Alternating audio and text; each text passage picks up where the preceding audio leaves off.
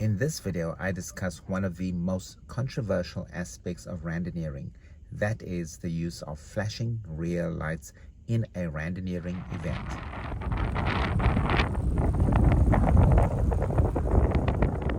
Apart from reflective material, fully functioning and correctly mounted front and rear lights are mandatory for participation in any randonneuring event when poor visibility conditions occur.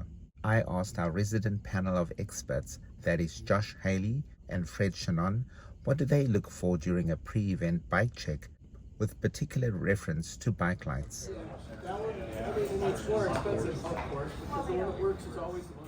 I am looking for, do they have a bike that has,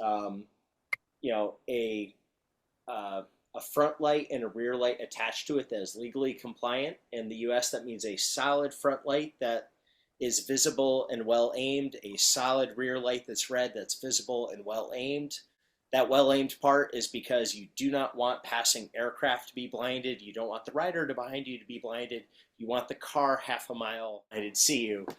And other than that, I'm really looking for, is their bike not obviously falling apart? Because, having a bike that is mechanically sound isn't necessarily my job to check. I will totally speak up if I see stuff, but that is something riders should be coming to the event with, which is a bike that they can finish the event on.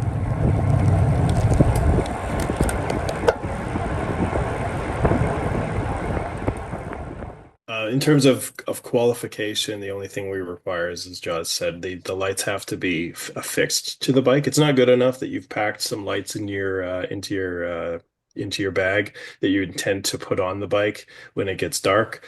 They need to be on the bike. They need to be attached to the bike so that we can confirm that, yes, they are pointed in the right direction and they're secure and they're not going to be dangling and all of that.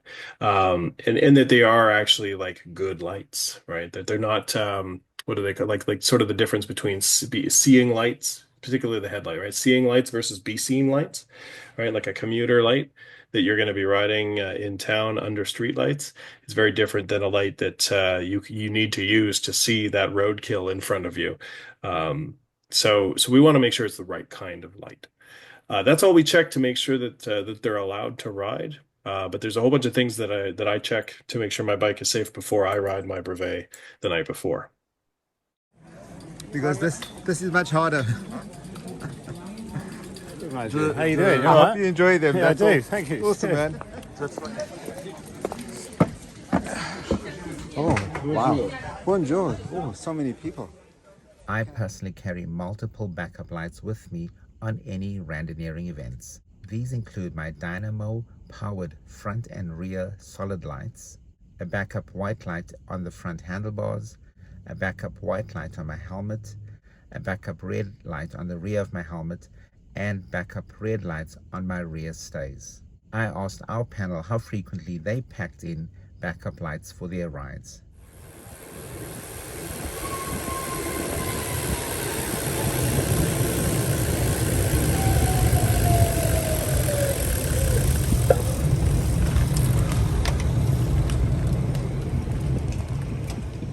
If I didn't bring as many backup lights as I do, my poor friends. Uh, That's true. yeah, I have I such have a, battery anxiety when I ride. I'm so worried that like I don't know, my all my batteries are going to die on me that I bring like in the last ride that I did, the one where we left at 7 p.m. and we did this 200 where we ended at like 4:30. I brought just for me um two headlights. I was testing one in case I didn't like it. I had the one that I'd always relied on, and three rear lights. Two of them had radars, and that was just just in case, right? So yeah, backup lights, absolutely. I won't check for them at the beginning of a ride as a lead. I'll just make sure you've got lights on the bike. But I would advise that backups are in place. yep, I have a dynamo hub front and rear light that honestly has never failed me here, but I always carry a set of backup lights, and I have never been the person who's actually needed them, but they've been used on many rides. For us, if you're riding at night and you don't have a light, I don't really care why. Sorry, you're getting DNF'd as soon as I hear about it. So having a backup light is a good idea. And, I've seen some crazy stuff where people have used a backup light that honestly was a little shady to get to a Dollar General and then finish the ride with a light they can actually see with, which is a flashlight duct taped to the handlebars. So, randonneuring ingenuity on the field is gonna find a solution for it, as long as that solution is having lights. I would say the amount of backup stuff I carry is proportionate to how important the ride is for me. Hmm. So, local 200K, one, it's usually in daylight, but even if it's not fully on daylight, I feel pretty comfortable with, hey, I've got a light. LEL, I'm probably going to have, backups up the wazoo, just because I'm going to be really, really sad if I don't finish it, not because I broke down, but because something on the bike that was completely replaceable broke down. Yeah, you can see me there. I've got my main light, and then I've also got the Garmin Varia light, which serves as a backup on the bike as well. While flashing rear lights are popular across the world, they are illegal in certain parts of Europe. I asked our panel what were their thoughts on the use of flashing lights in randonneuring events.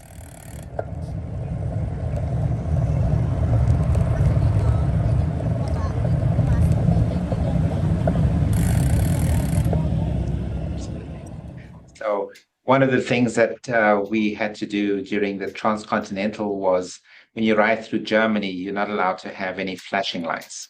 Yeah, And I agree with that rule. We're yeah, allowed to have flashing lights in Canada, but I don't like them. So yeah. So we had to do an exam to be able to take part in the transcontinental, and one of the questions was about the lights, and they mentioned that that the research in Germany shows that if you have a flashing light, that it's hard for the drivers to estimate your distance yeah, from the driver. you ever When tried to you have, catch a firefly? yes, that's true. Yeah. So, yeah. Whereas you have a solid light, they have a better perception of the depth and the distance that you are from. Your main light must be solid, but any accessory lights have to be. You can have flashing lights, but not as your primary light. Yep, and honestly, I care less about the driver. You are annoying the shit out of every rider right behind you if you have Yeah. a Christmas tree of blinding lights that are just absolutely blinding them and destroying their night vision. The Varia can be run solid, but it still blinks when the radar is activated, and there's nothing you can do about that except buy the Yeah. German model. Yeah, the one thing I've noticed with the Varia is the radar still works absolutely fine if it's pointed about 35 degrees down.